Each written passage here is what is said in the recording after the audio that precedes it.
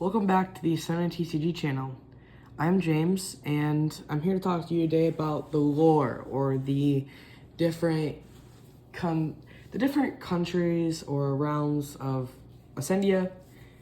There are 6 current stable realms, but there is one still in the making. One of my friends was like, "Hey, I saw your video, and I want to help you with that." So I taught him a little bit about the realms and stuff, but he wanted to make a new one.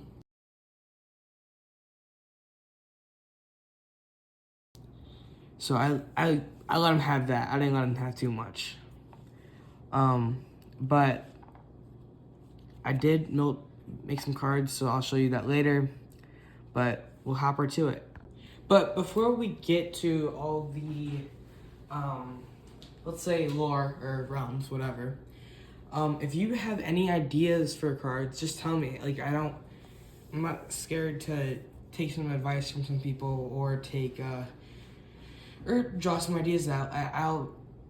I'll take some card ideas and I'll make some cards. But let's get to it.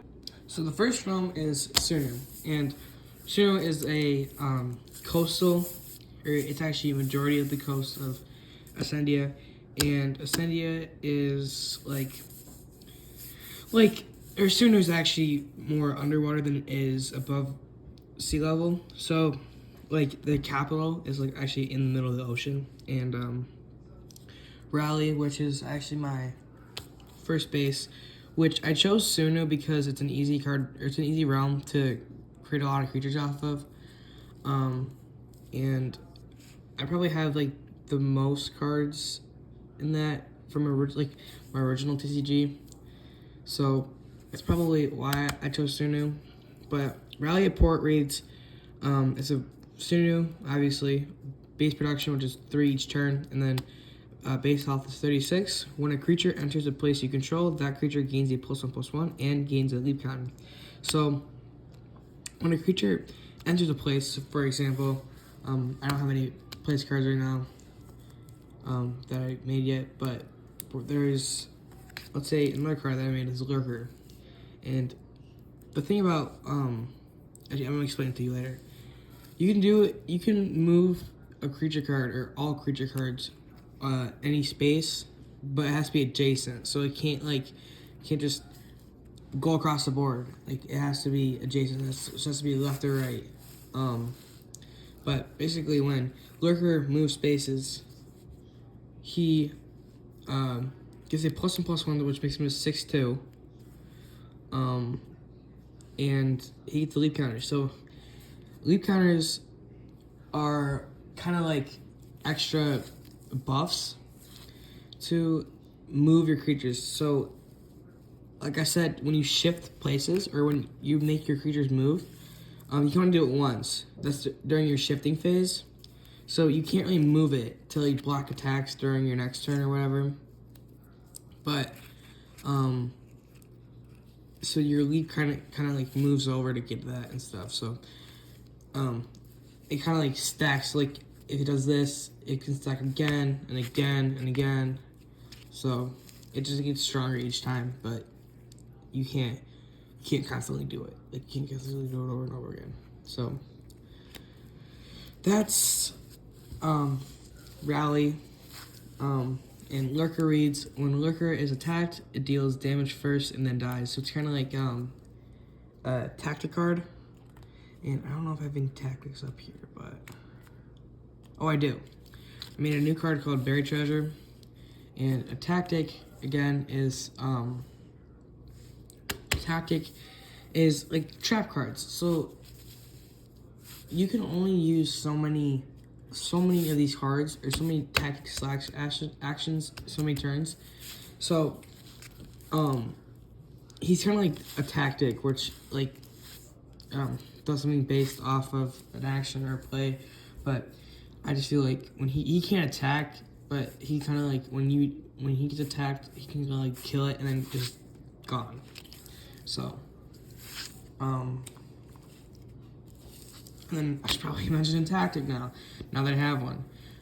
Buried Treasure, it's a -1 influence, it's a tactic, and when a weapon spawns, steal 2 cards from your opponent's hand, and you destroy target weapon. So, again, I'll show you another card.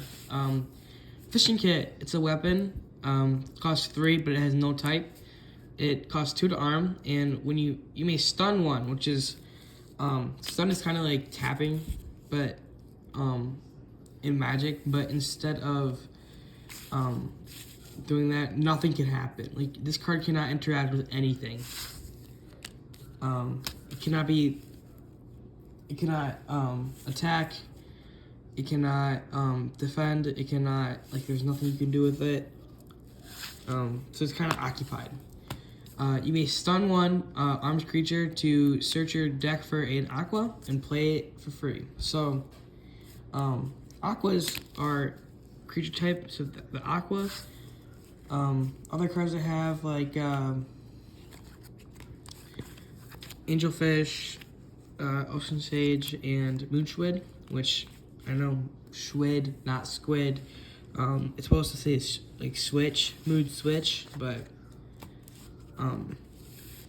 yeah. So there's someone who was asking for weapons, or they wanted to make weapons, so I just wanted to show it off.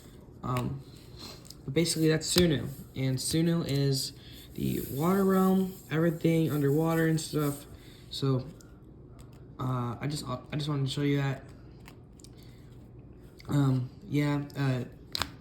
was looking to other TCG owners the other day, and they go, well, it's really hard to keep track of TCG. I literally lost the second copy of this card, like, in a matter of 24 hours. So, I'll have to make another version of it, but, that's basically a couple of my cards. I should probably show you the rest of these creatures, and I kind of teased them. So you already saw Lurker, you already saw Fishing Kit, you already saw Buried Treasure, Rayzone.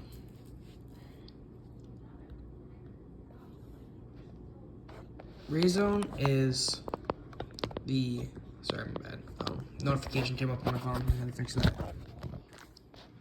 Rayzone is a 4 Sunu, 3/3, influence +1, it's an Aqua. You may pay 2 to roll a 6-sided die. So a lot of my people that don't know what a D6 is, it's basically like your average dice.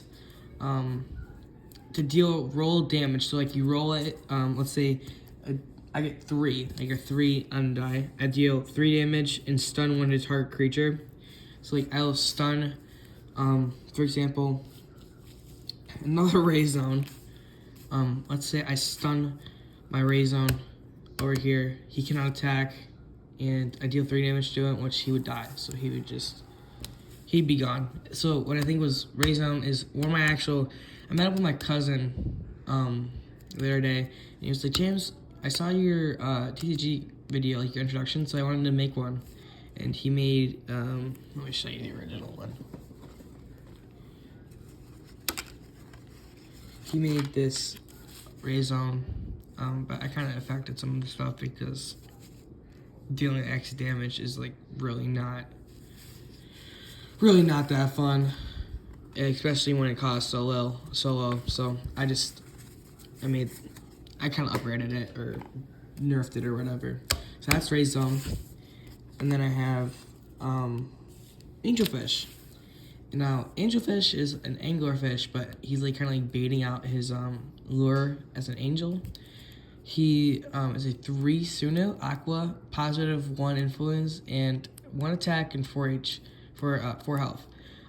When one of your creatures die, so not when a creature dies, just with one die, your base's health goes gains +2. So like my Rally Port of Sales, let's say he's really tired, like his base health is low, so he's at like 20.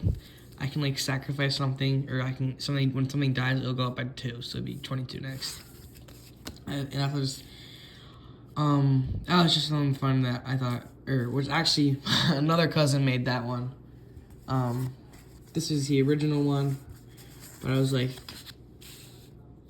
but I just updated it again, thinking that it was literally really little in ability and -2 for the influence is not that crazy. So I know a lot of you people are like, what is an influence? I still don't get the influence idea. Think of your group of cards, right? Think of a group of cards, a side deck for Magic, or a prize card from Pokemon.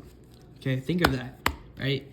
That is an active deck, so it's a side deck that you can use later in the game. So like, let's say if my influence is up by like 3, I can play a couple cards, you know, like I can play like a buried treasure, right?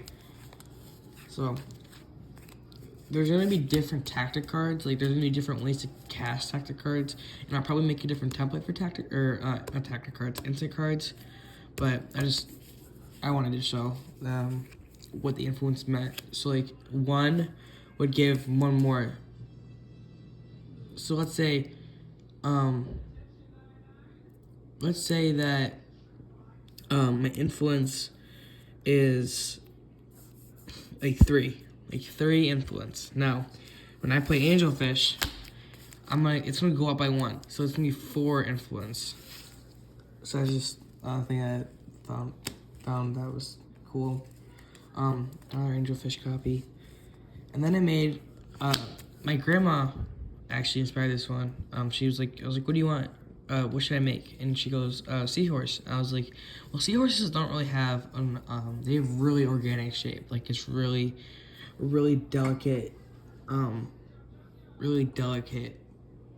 shape. So, but before we get to all the, let's say lore or realms, whatever, if you have any ideas for cards, just tell me. Like I'm not scared to take some advice from some people or take, or draw some ideas out. I'll take some card ideas and I'll make some cards. But let's get to it.